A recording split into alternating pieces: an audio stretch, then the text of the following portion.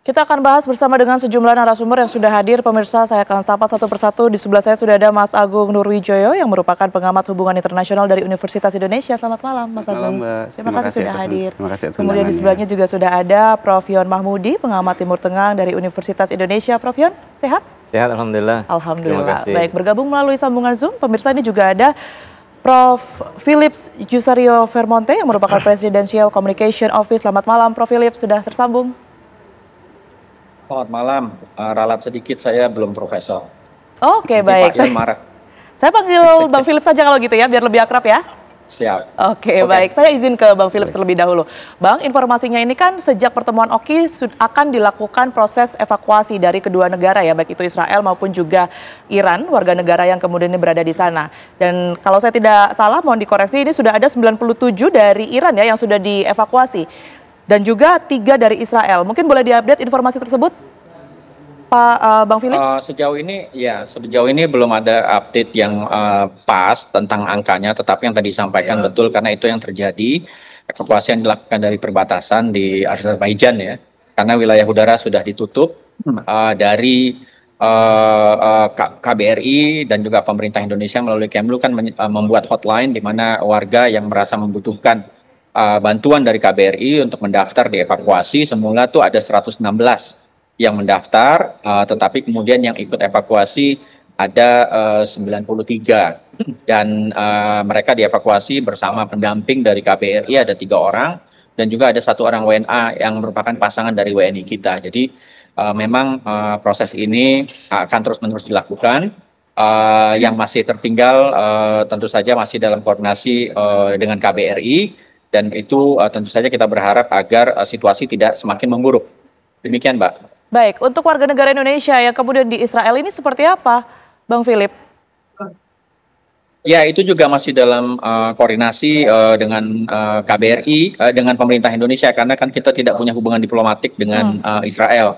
Sehingga masih dicarikan jalan untuk bisa mendeteksi dan mengidentifikasi kalau mungkin ada orang-orang warga negara Indonesia yang berada di Israel untuk segera bisa kita bantu keluar dari wilayah Israel yang tentu saja baik Israel maupun Iran hari ini sama-sama menjadi wilayah yang menjadi konflik dan konsentrasi pemerintah Indonesia hari ini adalah untuk menyelamatkan warga negara Indonesia. Tentu saja yang kita bisa lakukan hanyalah kepada mereka yang melaporkan diri, karena kalau tidak melaporkan diri tentu saja akan sulit bagi kita untuk melacak keberadaan mereka. Baik, selain hubungan diplomatik ya yang tadi sudah disebutkan menjadi salah satu kendala, begitu adakah mungkin kendala teknis lainnya yang kemudian menghalangi ya adanya proses evakuasi dari Israel, mungkin juga dari Iran balik ke Indonesia, Bang Philips? Iya, kendala utamanya adalah tentu karena wilayah udara sudah tertutup. Karena itu kita harus mencari jalan untuk bisa menyelamatkan warga negara Indonesia melalui jalan darat. Dan itu pun mungkin juga sudah semakin rumit karena wilayah-wilayah perbatasan mungkin oleh pemerintah baik di Iran maupun di Israel mungkin juga sebagian besar mulai ditutup. Namun dengan pihak Iran karena kita ada di hubungan diplomatik mungkin lebih bisa berkoordinasi, dan dengan pihak Israel itu yang sedang diusahakan oleh pemerintah Indonesia. Baik, saya ke Mas Agung. Mas Agung, kalau lihat hari ini di tanggal 21 Juni begitu ya, ini pertemuan dari beberapa Menlu yang tergabung dalam Oki ini sedang digelar, dan bahkan tadi sudah dari Menlu kita sendiri menyebut sudah menyerukan adanya evakuasi secepatnya begitu. Apakah Anda membaca bahwa ini mendadakan atau menjadi sinyal bahwa konflik akan semakin meluas? Ya, ada kekhawatiran ke arah sana ya. Terlebih dengan selama dari 13 Juni hingga sekarang tensinya senantiasa meninggi ya. Gitu kan. Bahkan dalam kondisi-kondisi terakhir juga Iran sudah menyerang beberapa secara spesifik ya menggunakan rudal-rudal skala menengah, misalkan yang terakhir adalah kalau tidak salah Sijil gitu ya. Dan ini juga menjadi kekhawatiran sebenarnya bagi kedua belah pihak bahwa peningkatan tensi ini perlu menjadi perhatian sifatnya lebih serius sehingga dunia internasional harus bergerak, meskipun saya melihat bahwa opini global itu lebih cenderung kepada aspek deeskalasi dari tensi dari konfliknya itu sendiri, dari perangnya. Termasuk ketika kita melihat bagaimana ketika Iran melakukan pertemuan di Jenewa dengan E3 atau European 3, Menlu Inggris, Menlu Jerman, dan Prancis. Ya. dan meminta agar solusi-solusi diplomatik itu kemudian bisa menjadi salah satu opsi yang sifatnya bisa mendeeskalasi dari perang itu sendiri. Oke, baik. Tapi kalau kita melihat dari forum internasional ya, termasuk bahkan PBB ini menginstruksikan negara-negara di luar Israel dan juga Iran begitu ya, ini untuk menahan diri untuk tidak terlibat terlebih dahulu. Yeah. Nah, ini seandainya tidak didengarkan oleh negara-negara tersebut dan kemudian ini sama-sama mengambil sikap begitu ya, apa yang kira-kira terjadi? Tentu secara rasional tensinya akan semakin meluas dan perang itu tidak hanya melibatkan antara Iran dengan Israel dan itu menjadi satu kekhawatiran sebenarnya. Pun juga kalau kemudian kita melihat dalam beberapa hari terakhir pernyataan Trump perihal masalah mundurnya Amerika Serikat butuh waktu sekitar 2 pekan untuk kemudian menentukan apakah mereka akan ikut turun atau tidak seperti itu. Nah, ini kan juga ada potensi-potensi ke arah sana sehingga memang secara rasional tindakan untuk to refrain atau menahan diri menjadi satu kemestian agar konflik atau perangnya ini untuk kemudian bisa reda atau turun. Oke, tensinya menurun begitu ya. Saya ke Prof. Yon, kalau kita melihat ada sosok Amerika begitu ya yang kemudian ini membayangi konflik antara Israel dan juga Iran. Seandainya ditemui ada warga Amerika begitu yang kemudian ini menjadi korban dari serangan Iran ke Israel, Anda melihatnya ini akan sejauh apa dampaknya? Ya, saya kira memang ada hal-hal yang memicu ya keputusan dari Donald Trump yang secara emosional akan mempengaruhi keputusannya. Karena kalau kita lihat kepribadian Trump itu kan mudah sekali berubah ya. Ada yang mengatakan pagi mengatakan A, sore nanti bisa berubah. Bahkan informasi-informasi dari orang-orang terdekatnya juga biasa dibantah ya. Karena seakan-akan dia tidak bisa dipengaruhi. Nah, aspek-aspek emosional, psikologi yang akan menentukan kebijakan besar ini juga saya kira secara emosional kadang berpengaruh. Jadi tentu kalau kemudian ditambah ya dengan kemungkinan adanya korban di Israel itu adalah kewarganegaraan, punya kewarganegaraan Amerika yang biasanya kan memang double kewarganegaraan yang Amerika dan Israel, maka tentu responnya akan menjadi sangat keras ya, sehingga ada semacam dorongan untuk melakukan itu dan Israel akan sangat senang dengan adanya kejadian seperti itu, maka hubungan itu menjadi semakin dekat. Jadi tidak rasional lagi untuk melihat perkembangan ke depan ya.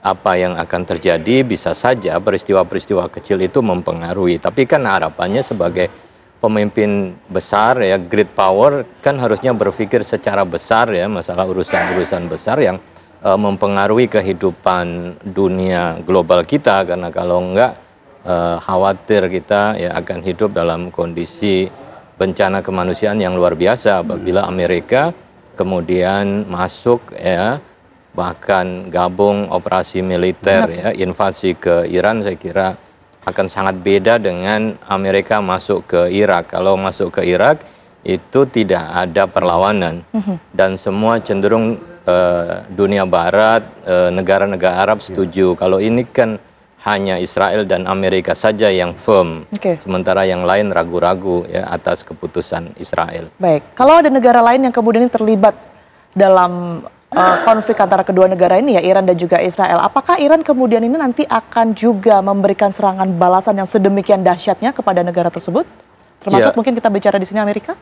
Ya pasti kan kemudian pangkalan-pangkalan militer Amerika yang ada di sekitar Irak, di mana Irak juga kan bagian penting koalisi perlawanan Iran, kemudian di Teluk Persia, ya, atau bahkan yang di Suriah itu kan bisa saja menjadi serangan-serangan sporadis, tapi itu terkoordinasi ya oleh Garda Revolusi karena mereka punya semangat yang sama untuk melakukan perlawanan dan itu kan baru lapisan pertama regional. Kalau kita kemudian global, tentu kan kita berbicara aliansi Iran itu siapa kan gitu ya, ada Rusia, kemudian kalau bombardir itu sampai menghancurkan tadi ya berbagai macam fasilitas termasuk juga bahkan pangkalan minyak yang itu menjadi kebutuhan dasar itu, siapa yang mengimpor ya, memakai minyak Iran selama ini kan sebagian besar digunakan oleh Cina begitu ya, pasti ini juga akan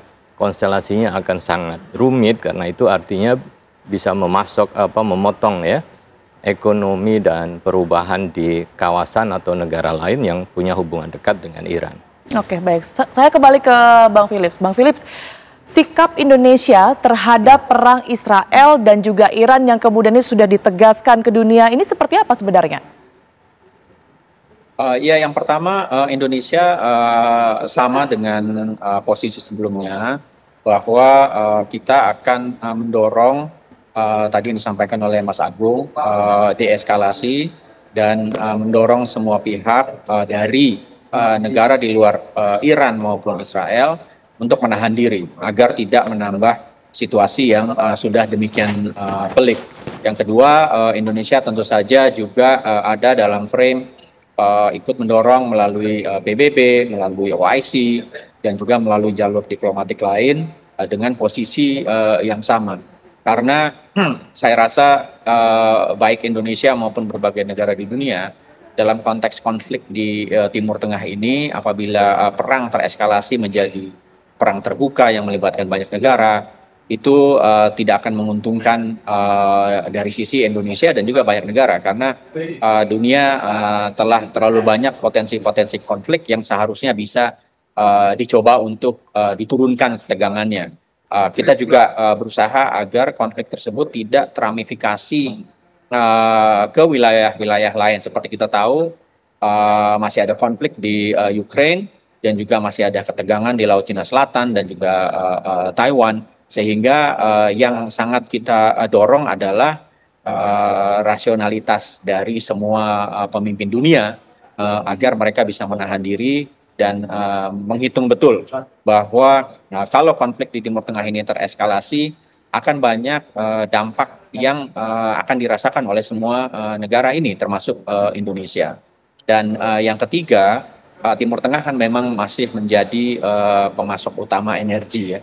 Sehingga banyak negara juga akan berkepentingan agar wilayah Timur Tengah ini menjadi tetap stabil karena merupakan jalur sumber supply dari kebutuhan energi berbagai negara dunia, termasuk tadi Cina adalah salah satu pengguna minyak yang besar dari Iran misalnya. Kalau Cina pas ikut konflik akan menimbulkan kerumitan yang jauh lebih panjang daripada apa yang kita hadapi hari ini. Baik, pertanyaannya adalah bagaimana kemudian ini jika serangan yang kemudian dilancarkan oleh Israel ini tidak berhasil begitu ya, dan lagi apa yang kemudian ini diupayakan oleh Iran ini kemudian ini mengarah ke perang nuklir begitu. Itu nanti bisa dibahas pemirsa, tetapi kami harus jeda terlebih dahulu, kami akan hadir saat lagi untuk Anda.